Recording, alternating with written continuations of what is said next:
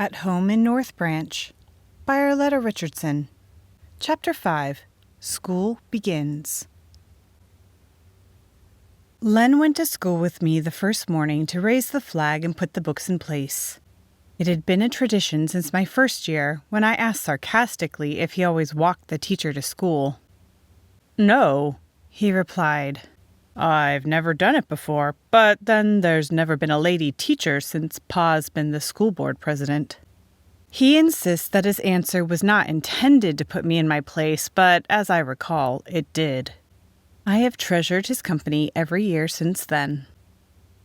The week before, I had come over while Hiram Elliott and his son George were cleaning the building.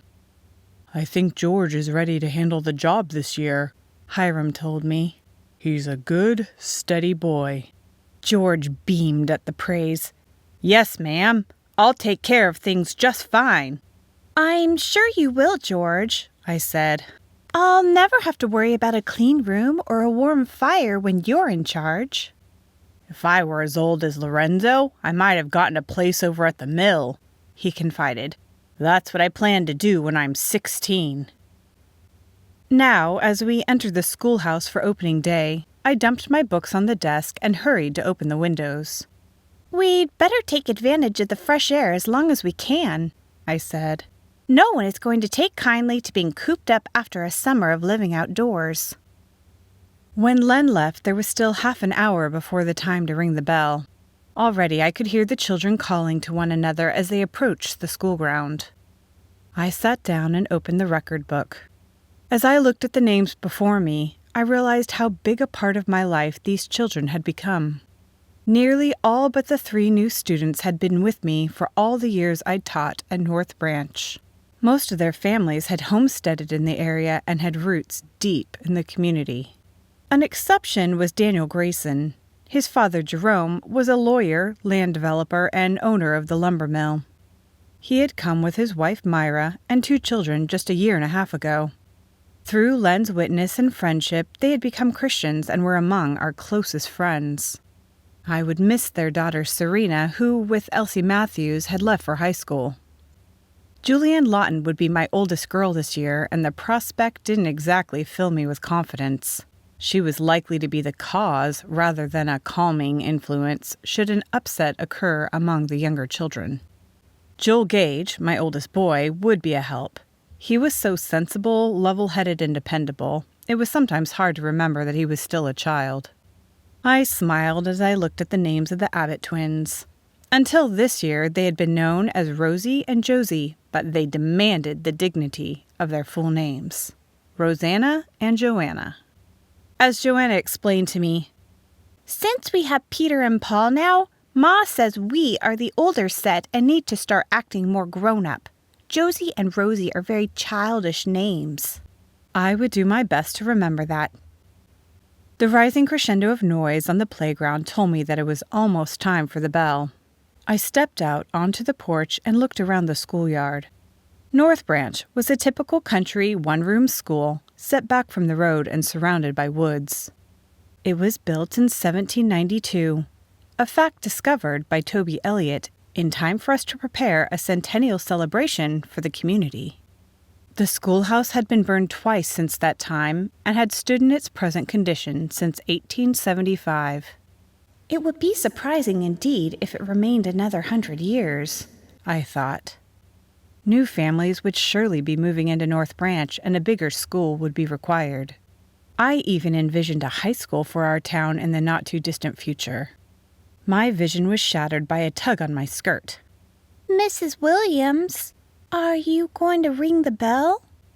Marianne Romani was looking up at me with a puzzled expression. I smiled at my little gypsy girl and nodded. "I guess it is time, Marianne. I was daydreaming."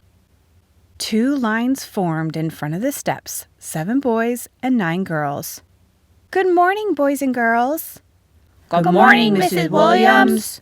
School had begun. The children arranged themselves in rows corresponding to their grades, with the 3 little beginners in front of my desk. There was no first or second graders this year, and Teddy Sawyer was quick to comment on that fact. "We're all scrunched up back here, and there's 2 whole rows empty." There's no reason why some of the third graders can't move up, I said. The horrified looks on the third grade faces told me their opinion of that suggestion. Us go to the second row? Toby Elliott cried. We sat there all last year. It'll look like we've been held back. I guess you'll have to stay scrunched up then, I said. Daniel stood up and gathered his belongings together. I'll go up there, he announced. I'd be glad to sit alone. He marched to the front of the room while Hannah Sawyer and Daisy Brewer, the other two fifth graders, tried to look unconcerned. I decided not to object, even though this was unlike the usually gregarious Daniel. We opened the day with scripture reading, prayer, and a hymn. When the books had been distributed, things settled down into a routine that would be followed, more or less, for the rest of the year. Shortly before recess, Jay Stacy removed a handful of marbles from his pocket. 2 of them dropped and rolled to the front of the room. I picked them up and walked back to his desk. You aren't familiar with the rules here, I said to him. So this time I'll return them to you. After this, remember that your marbles must be kept in a stout bag. Any that hit the floor belong to me. He looked surprised. Do you play marbles? She can, Jamie Elliott informed him, and she can win you too. I don't usually play with them, I said. I just collect them. At the end of the year, I divide them evenly among the children who have lost them. Jay pondered this a moment.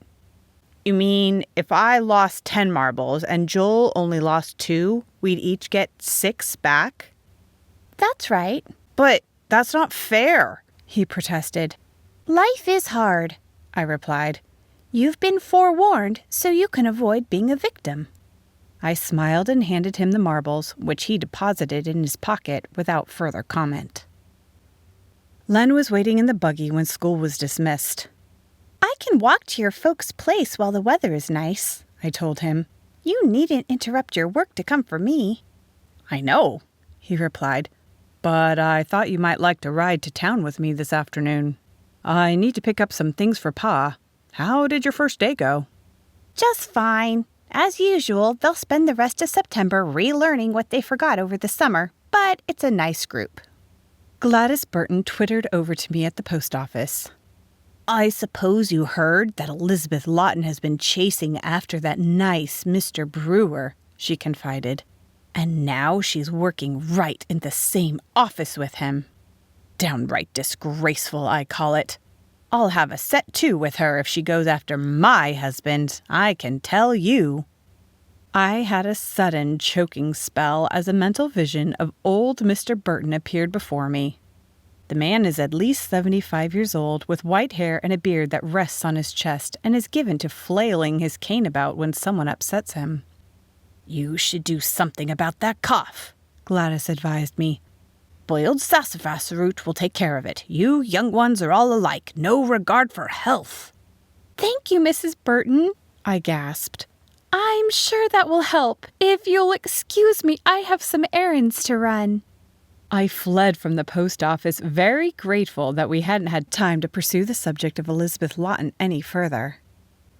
The town is determined not to give Elizabeth a chance to better herself, I told Sarah Jane and Mrs. Williams as I waited for Len to finish working with his father. And I've been one of them, I'm afraid. I'm ashamed of myself. I'm really beginning to feel sorry for her. I don't think you need to waste your sympathy on her, Sarah Jane advised me. The ones to be pitied are the people who can't see beyond their petty little ideas about how everyone should look and act. I think Elizabeth will get along just fine. All she needs is a little friendliness and consideration. Ma Williams agreed. She's had a hard life in that family and not always a good name in town, but she's a bright girl. Let's hope she has a new start now. We sipped a cup of tea and enjoyed warm cookies while Sarah Jane told us about her day at school. I have 19 students at the moment, but there will be one less if a certain Hector Fenton gives me any more backtalk. You mean you'd kick him out? With great force. He was inclined towards anarchy when I had him 3 years ago, and he hasn't improved with age. Fenton, Mrs. Williams said, isn't that the name of the school board president? Is the boy related to him? Closely, Sarah Jane replied with a grin. That's 3/4 of Hector's problem. He thinks that since his father runs the school, he can run the teacher. I'm happy to be the one to disillusion him. Ma Williams looked alarmed, and I hastened to reassure her. That's just the kind of fracas Sarah Jane loves. Believe me, Hector doesn't have a chance. Len and I arrived home to find Lilac standing on the porch, peacefully switching her tail and chewing her cud. I guess I forgot the chain this morning, Len apologized. We can be thankful that she hasn't learned to open the door. So can she, I retorted. The day I find her in my kitchen. Lilac gave me a look of injured innocence as she lumbered off toward the open gate. Jerome stopped in after supper. How did Daniel get along in school today? He asked me. Just fine, I replied. I didn't mention that he had elected to sit in a row by himself. Myra had to shove him out the door this morning, Jerome continued. And he came home this afternoon with a torn shirt and a bruise on his face. What happened? He said something about a tree. I suppose he was climbing one and fell. I hope that's what happened. Is there another child at school that he seems to be at odds with? I've never known Daniel to be at odds with anyone, I replied. He's as good-natured a boy as we have in our room. I'm sure I would have noticed if there'd been any fuss on the playground. Whatever is bothering him started before school did, Jerome said. He hasn't even wanted to go to Sunday school. I can't think what it could be, I told Jerome, but you can believe me that I'll get to the bottom of it. Thank you, Mabel. I'd just as soon he didn't know that I spoke to you about the matter, but I'd appreciate knowing if something is going on that shouldn't be. How is everything going at the mill? Len asked. We're running 2 full shifts at the sawmill, Jerome replied. Lumber is coming off at 1,000 feet an hour. There will be a lot more new building when Thomas finishes the platting. By this time next year, I'm going to have to provide a lot more employee housing. Did you see that the census for North Branch stands at 250? Len nodded. I'm sure that a lot of your men will bring their families when they have places to live. How about the shingle mill? Is it doing well? Jerome was silent for a moment. It seems to be, he said finally. Brewer has a head for business. I don't like to use the word slick, but I'm beginning to feel that may be the term for him. But you can't complain about the management? No, there's nothing I can put my finger on that should cause me to be uneasy. It sounds ridiculous to say that the man is just a little too agreeable, but something about him tells me not to turn my back. The men began to talk of other matters, and I sat down at the table to work on my record book and to prepare for the next day. When Jerome left, Len said, If he is concerned, I'm sure there's some reason to be. Jerome isn't in the habit of imagining things. We'll pray about the matter and trust that there will be no more trouble. End of chapter 5.